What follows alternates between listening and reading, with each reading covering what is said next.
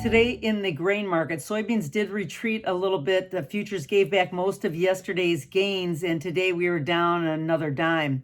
Traders seem to be concerned about the harvest numbers going a little bit higher and maybe putting more pressure on the market.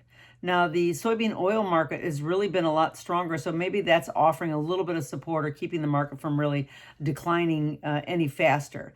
The implied volatility for November is at 17.5%, which is the lowest it's been in quite a while.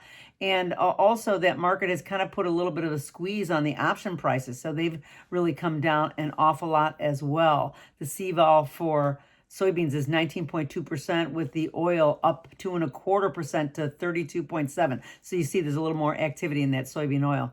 The meal was also up a little bit, up 1.75 to 20.2%. So it's up over 20%. So that's pretty high as well. So the complex has a little bit of a mixed bag right now, but soybean futures itself has been lower for a few days in a row now.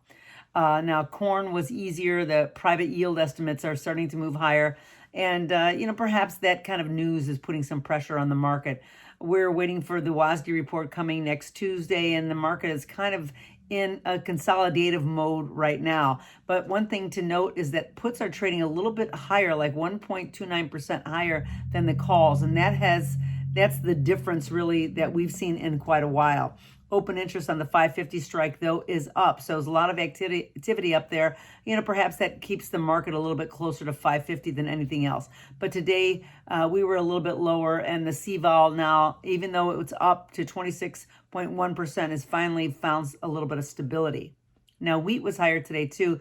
The dryness in Australia is impacting futures somewhat, and there's real concerns that the production numbers will fall again, adding to the decline in the world stocks.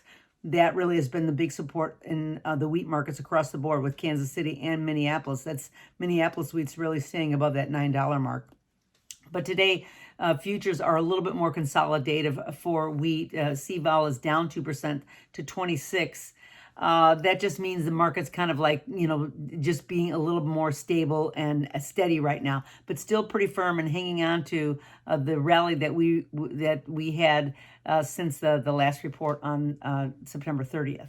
The news about the debt ceiling may have an impact on these markets, so it looks like that we're kind of waiting to see what's going to happen with that. But also, next Tuesday is going to be the WASDE report, so that should have certainly another impact on all the grains coming up.